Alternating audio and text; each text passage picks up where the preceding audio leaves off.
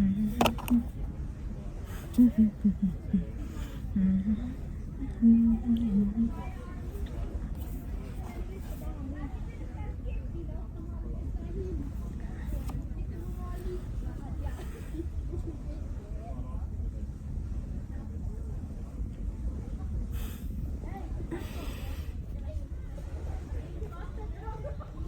saw a seagull with a broken leg. I saw a seagull with a broken leg. I saw a seagull with a broken leg. I watched him flying,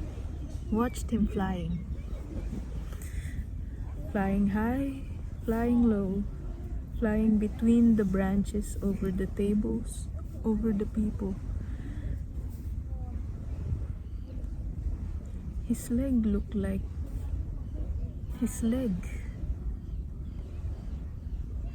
looks like a dangling dry leaf, ready to fall at any given moment. I wonder if it hurts. I wonder if he minds. Maybe he did, at the time he realized he can't use it anymore. It looked like whatever it is that may have caused it happened a very long time ago. Maybe it was such a long time ago that he had forgotten that there was a time that he landed on 2 feet whenever his wings got too tired. I waited for him to rest somewhere. I was so intrigued about how it would look like when he reached for the ground.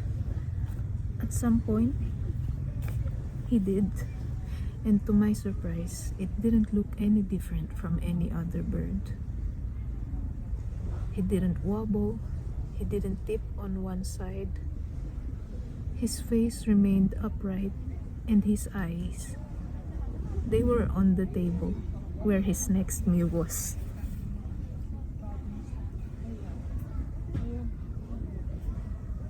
And then at that moment, I became sure that it did really happen a long time ago. The thing that broke his leg. It's funny how fast we get used to things. It's funny how we can still fly even after we lose the things we thought we could live without. We really forget, do we? It does get lighter without us noticing. I swear it was really heavy yesterday, but then yesterday was 6 years ago.